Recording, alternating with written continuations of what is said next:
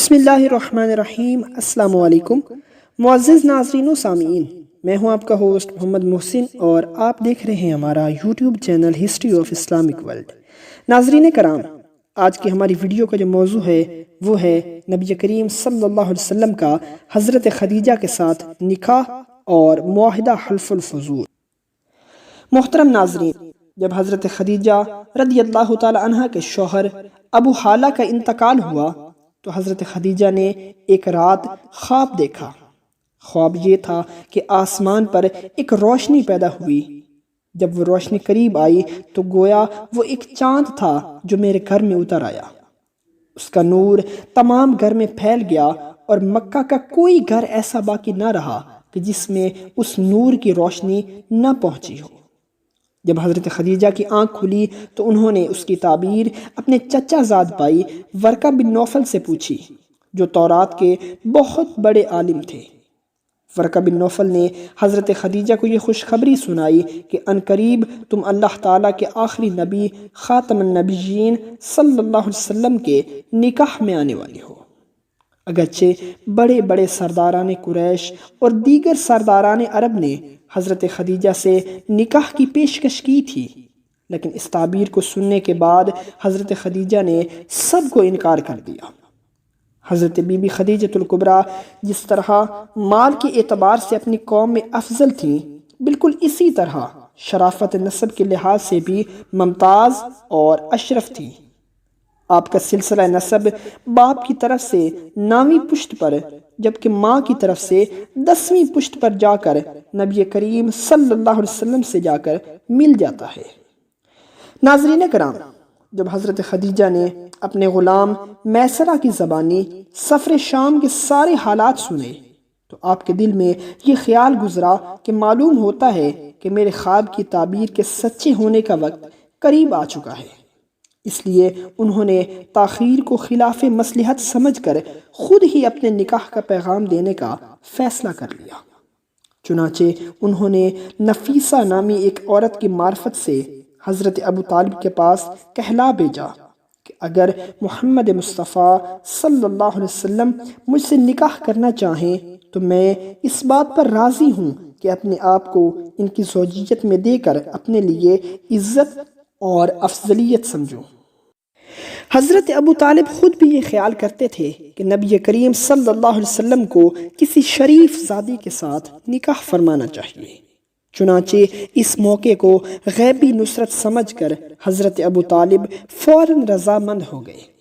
اس کے بعد آپ صلی اللہ علیہ وسلم کے چچا حضرت حمزہ بن عبد المطلب آپ کو لے کر حضرت خدیجہ کے والد خویلد بن اسد کے پاس آئے تاکہ باقاعدہ طور پر رشتہ طے کیا جا سکے۔ چنانچہ خویلد بن اسد کی مرضی سے حضرت خدیجہ کا رشتہ نبی کریم صلی اللہ علیہ وسلم کے ساتھ طے کر دیا گیا۔ حضرت خدیجہ کے والد کی وفات کے بعد ان کے چچا عمر بن اسد نے اپنی بھتیجی کا نکاح 400 درہم مہر کے عوض نبی کریم صلی اللہ علیہ وسلم کے ساتھ کر دیا۔ اس تقریب سے فارغ ہونے کے بعد حضرت ابو طالب نے ایک اونٹ ذبح کیا اور نبی کریم صلی اللہ علیہ وسلم کا ولیمہ کیا۔ اس دعوت میں بشمول سرداران مکہ تمام لوگوں کو شرکت کی دعوت دی گئی۔ محترم ناظرین کرام، نکاح کے وقت نبی کریم صلی اللہ علیہ وسلم کی عمر مبارک 25 سال تھی، جبکہ حضرت خدیجہ کی عمر مبارک 40 سال تھی، لیکن تناسب اعضاء اور قدرتی حسن کے سبب آپ بالکل جوان نظر آتی تھیں۔ سیدنا رسول کریم صلی اللہ علیہ وسلم کی تمام اولاد یعنی 4 صاحبزادیاں حضرت رقیہ، حضرت زینب، حضرت ام کلثوم، حضرت فاطمہ رضی اللہ تعالی عنہم اور 4 صاحبزادے حضرت عبداللہ، حضرت طیب، طاہر اور حضرت قاسم رضی اللہ تعالی عنہم، یہ سب حضرت خدیجہ الکبریٰ رضی اللہ تعالی عنہ کے بطن مبارک سے ہی تھے۔ البتہ ایک صاحبزادہ جن کا نام روایات میں حضرت ابراہیم آیا ہے، وہ حضرت ماریہ قبطیہ رضی اللہ تعالی عنہ سے پیدا ہوئے۔ بعض مورخین کے مطابق حضرت قاسم کے القابات ہی طیب اور طاہر ہے، یعنی طیب و طاہر الگ سے صاحبزادے نہیں تھے۔ بہرحال حضرت قاسم کے سبب ہی نبی کریم صلی اللہ علیہ وسلم کی کنیت ابو القاسم ہے۔ سید الانبیاء صلی اللہ علیہ وسلم کو حضرت خدیجہ الکبریٰ رضی اللہ تعالی عنہا سے بے انتہا محبت تھی، اور جب تک حضرت خدیجہ الکبریٰ زندہ رہیں آپ صلی اللہ علیہ وسلم نے نکاح ثانی یعنی دوسری شادی کا خیال تک نہ کیا۔ اس نکاح سے سیدنا رسول کریم صلی اللہ علیہ وسلم کی عزت و عظمت میں اپنے معاشرے میں اور بھی زیادہ اضافہ ہوا، اور آپ نے اپنے سسرال کی تمام ریاست کو نہایت معقول انتظام کے ساتھ تھام لیا۔ حضرت خدیجہ نہایت سخی اور فیاض تھی، یہاں تک کہ ایک مرتبہ نبی کریم صلی اللہ علیہ وسلم کی رضائی والدہ حضرت حلیمہ سعدیہ حضرت خدیجہ کے پاس تشریف لائیں اور اپنی غربت کا حال بیان کیا۔ حضرت خدیجہ نے حضرت حلیمہ سعدیہ کو رخصت کرتے وقت 40 خوبصورت بکریاں ان کے حوالے کر دیں۔ اس کے بعد حضرت حلیمہ سعدیہ خوشی خوشی اپنے علاقے کی طرف واپس چلی گئی۔ محترم ناظرین کرام، حضرت عبد المطلب کی وفات کے بعد مکہ کی حکومت مختلف قبائل میں تقسیم ہو گئی، اس لیے کوئی عدالت یا محکمہ ایسا نہ رہا جو عام باشندگان مکہ کے حقوق کی حفاظت کر سکتا۔ شہر مکہ میں بے ضابطگی اور بدعنوانی پھیل گئی۔ دن دہاڑے ایسی حرکات اور واقعات سرزد ہونا شروع ہو گئے کہ جن کو سن کر ہر وہ انسان جس کے دل میں تھوڑی سی بھی انسانیت ہو وہ کانپ اٹھے۔